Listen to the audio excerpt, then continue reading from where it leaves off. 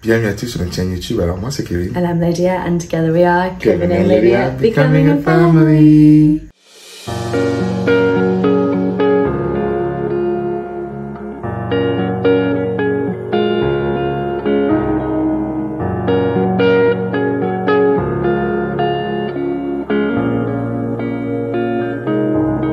Bienvenue à tous dans cette nouvelle vidéo. Aujourd'hui je voulais qu'on parle du process. Souvent Dieu, j'ai remarqué en tout cas pour nous, que Dieu il aime souvent nous mettre dans un processus. Et je pense que c'est même naturel quand il y a des sociétés de fabrication, il y a un processus à suivre pour fabriquer des produits. Pour arriver au produit final, il y a des étapes à suivre. Et j'ai remarqué que Dieu il aime bien nous mettre dans un processus. Mais une chose qui est différente, on peut être deux chrétiens, mais on n'a pas du tout le même processus. C'est-à-dire quoi? Je m'explique. Pour être tous les deux dans une saison de transition, je me souviens qu'on revenait des États-Unis, on avait d'autres amis qui revenaient aussi d'étrangers comme nous, et leur saison de transition a duré peut-être 5 mois, 6 mois. Du coup, on se disait, ah bah nous ça va durer aussi peut-être 5-6 mois, ou même moins. Et ça a duré des années, nous. Ça a duré des années. Donc si tu passes ton temps à te comparer, même à d'autres chrétiens, à tes pères, ça peut faire très mal. Donc on a compris qu'en fait, le processus dans lequel Dieu te met, il est très singulier. Et vous pouvez même, comme couple marié, vous avez la même direction et vous passez pas par les mêmes étapes. Vous pouvez avoir l'impression que l'un ne vit pas la même chose que l'autre, ainsi de suite, ainsi de suite. Parce qu'on aime trop mettre Dieu dans une box. Aussi Dieu l'a fait pour Kevin et Lydia, il va faire pareil pour moi. Il me semble dire que Dieu ne fait pas de favoritisme, mais c'est pas dire qu'il va faire exactement la même chose qu'il a fait avec nous, avec vous. C'est-à-dire qu'il va vous donner peut-être la même bénédiction, mais le chemin par lequel vous allez passer sera peut-être pas le même. Parce que vous l'aurez en 6 mois, on l'aura peut-être en 5 ans. Et c'est ça que je trouve le plus difficile en tant que chrétien. C'est de voir le processus de Dieu et faire confiance à Dieu. De croire que ça va venir quand tu ne le vois pas. Et toi, Lydia, comment tu arrives à vivre ça comment tu arrives à supporter le processus de Dieu? Je sais qu'on nous a parlé que, oui, donner son vie à Dieu, on ne sait pas ce qu'il attend derrière, on ne savait pas, mais comment tu arrives à pas succomber à tes pensées négatives, à continuer de croire? Quand ton processus est tellement si différent des autres. Oui, bonne question. Je pense qu'au début, c'était vraiment que je savais très bien dans la Bible, il est marqué 40 ans, 35 ans, 60 ans, les années bien longues comme ça. Mais parfois, j'ai fait la différence entre les années de la Bible et nous. et c'est vrai qu'autour de nous, c'est vraiment... À l'époque, au début, j'entendais 6 semaines, 6 mois, 1 an, 2 ans, 3 ans. 4 ans à la limite, et je pensais bon c'est long quand même, mais quand même on va soutenir.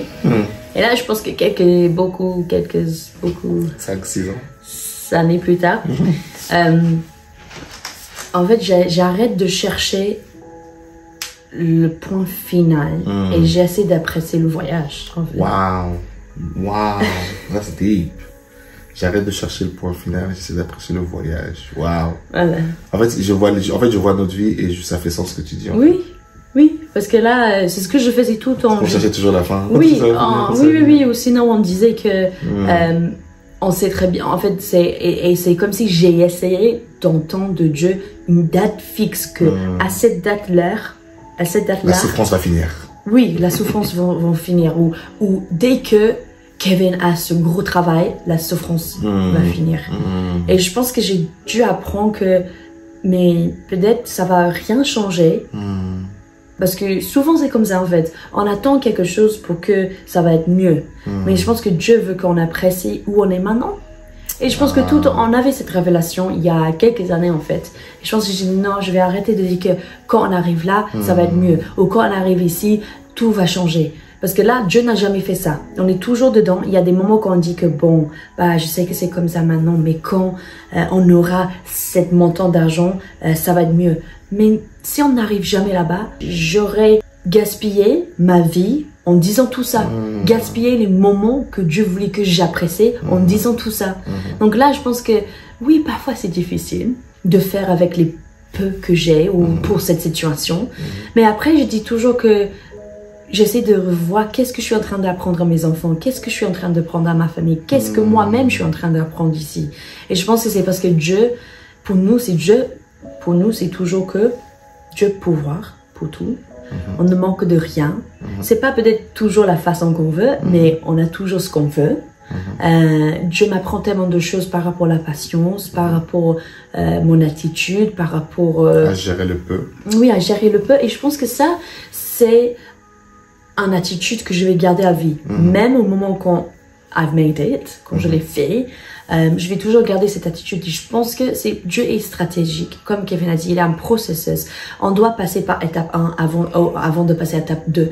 Et si on saute une étape, parfois on va manquer, on va rater les informations, ou même dans la fabrication, si même on est en train de faire le Lego là, je sais très bien que si on saute une page, le Lego, on peut pas tout construire. Ou on va le faire et on va dire, mais attends, pourquoi ça s'ouvre pas?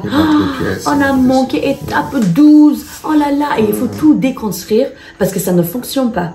Donc si Dieu veut qu'on étape, qu'on passe d'étape par étape, c'est pour une raison. Et après, tout simplement, je dis, bon, avec l'âge, je dis, bon, je te fais confiance, Seigneur. Aide-moi dans le processus, en fait, de te suivre avec un cœur joyeux, en fait. Parce que c'est ce que j'essaie d'apprendre à mes enfants. Il faut avoir un cœur joyeux. Parce que sinon, c'est comme ça que l'ennemi, il va rentrer. Ils vont dire, bon, bah, regarde ta vie maintenant. Mais bon, quand tu arrives là-bas, ça va être mieux. Et ça, c'est aussi les pensées de diable, tu vois. C'est pas... Parce que là, Dieu, il est là, maintenant. Il n'est pas là-bas, il est là. Donc, il faut l'apprécier, le processus. C'est super important, le maintenant, parce que tu loupes toutes les leçons que Dieu a à t'apprendre. C'est ça. Parce que pour arriver où tu as besoin, là, tu as besoin des leçons d'aujourd'hui. Et si tu es frustré dans ton aujourd'hui, tu n'apprécieras pas, tu ne verras pas ce que Dieu fait aujourd'hui. Et c'est souvent ce qui se passe quand on est dans une saison d'attente qui dure longtemps. Tu n'arrives plus à voir ce que Dieu fait aujourd'hui. Je me souviens à des moments, ma mère, elle venait me voir, oh Père, son âme. Elle venait me voir, elle me dit, Kevin, purée, tu es béni. Dieu fait ci, j'ai un... Quelle bénédiction. J'ai pas de travail. J'ai pas ci, j'ai pas ça. Elle me dit, mon fils, tu es béni. Et moi, je comprenais pas. Elle me dit, quand j'avais ma femme, elle me dit, Kevin, tu es béni. Moi, je regardais au travail, le fait d'avoir mon salaire, le fait d'avoir mon titre, comme la bénédiction ultime. Aujourd'hui, ce travail-là que j'ai pas eu en finance, moi, je ne voulais pas que Dieu voulait qu'on travaille complètement sur les réseaux et qu'on se lance dans un domaine qui est totalement différent. Ça fait que moi, j'étais persuadé, j'étais focalisé sur ma carrière en finance, que je ne voyais pas ce que Dieu est en train de faire. Aujourd'hui, tu vois, genre, on se disait peut-être, quand tu arrives à 10 000 abonnés, t'as vu, genre, on a 10 000 abonnés, il n'y a rien qu'à changer. Enfin, pour dire qu'en fait, oui, voilà, Dieu nous a appris qu'en fait, que faut pas se fixer sur ces trucs-là. Tu penses que ça va changer. Non. Oui, aujourd'hui, certes, les gens nous reconnaissent par rapport à ce qu'on nous fait grâce à la visibilité des réseaux sociaux. Mais notre vie personnelle, il y a rien qu'à changer, tu vois. Et au final, Dieu, en fait, c'est les leçons qu'il nous apprend au travers. C'est pour ça qu'aujourd'hui, quand les gens nous voient, par exemple, ils voient cette humilité, ainsi de suite, c'est parce que le travail que Dieu a fait dans ces saisons par lesquelles on est passé, qu'il faut qu'on peut pas se comporter d'une certaine manière parce qu'on sait ce qu'on a vécu dans le privé. En fait, ces saisons d'attente, en fait, elles façonnent tellement ton caractère. En fait, ces saisons de brisement. En fait, j'écoutais un peu ça qui disait qu'en fait, je me dis, mais en fait, il disait que je sais tellement que je suis rien. Je m'attache pas à un titre. Il dit aujourd'hui, oui, je suis pasteur. Mais en fait, j'ai fait juste la volonté de Dieu. Que Dieu l'a tellement brisé qu'il est comprimé, qu'il est mort à lui-même pour revivre à la face que Dieu veut. Et c'est ce que nous, on est parfois dit, mais quel plan vous avez? C'est pas qu'on est là, on veut pas faire de plan. C'est qu'on est mort à nos désirs, on est mort à notre chair, on est mort au plan qu'on avait dans nos têtes, les images, des carrières qu'on voulait. On a dit, Seigneur, ok, bah, on fait ta volonté, en fait. C'est pour ça qu'on va te dire, qu'est-ce qu'on va faire l'année prochaine?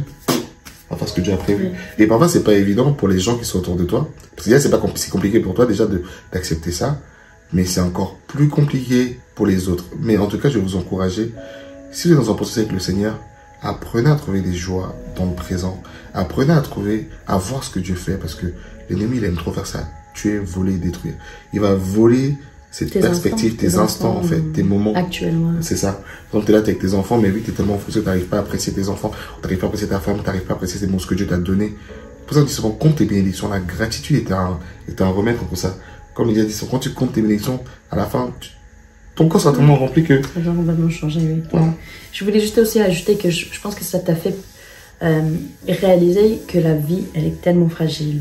Et je pense que c'est pas une mauvaise chose d'avoir les plans pour l'avenir. C'est pas une mauvaise chose d'avoir des projets. C'est important. Mais je pense que si on est tellement fixé sur ça, on dit que bon, avec l'attitude que quand on arrive là-bas, ça va être mieux. C'est parce que si demain, c'est notre dernier jour ici, après, on va... J'essaie de me poser cette question, si demain, c'est mon dernier jour, est-ce que j'aurais été contente avec tout ce que j'ai fait, Parce que là, si c'est toujours, je suis dans cette période de dire que non, quand je suis là-bas, ça va mieux, et je vis dans cette suspense d'attente, en fait, là, je sais que j'aurais raté des moments qui étaient tellement importants pour moi. C'est vraiment c'est une perspective qu'il faut adopter, de dire que non, ces instants-là, maintenant, c'est ça qui compte, en fait. C'est ça qui est le plus important. Et c'est pour ça que parfois, les gens disent que peut-être ils vont pas dire, mais ils vont penser que on est irrationnel ou on ne gère pas bien les choses. Mais en fait, là, pour moi, je dis, si demain Dieu nous prend, moi, je suis contente avec tout ce qu'il nous a laissé faire. En fait, tout ce qu'on a dit que non, ça c'est important de faire avec le Seigneur maintenant. Mais je pense on vit nos vies au quotidien avec le Seigneur. C'est le processus dans lequel on est passé avec le Seigneur qui nous a fait réfléchir comme ça. Bien sûr. En fait, c'est pour ça qu'on dit souvent, tu peux pas te comparer à d'autres chrétiens. À d'autres chrétiens qui peuvent même nous voir, ils vont pas se voir en nous, relate, comme on dit en anglais. C'est pour ça que souvent on avait du mal, parce que le processus dans lequel on était tellement singulier, tellement différent de nombreuses personnes autour de nous.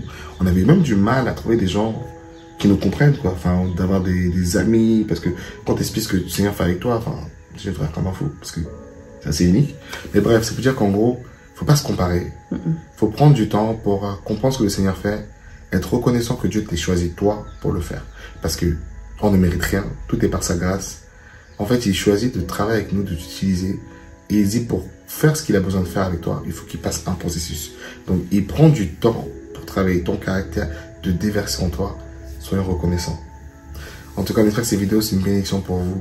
Et on vous dit à bientôt dans la prochaine vidéo.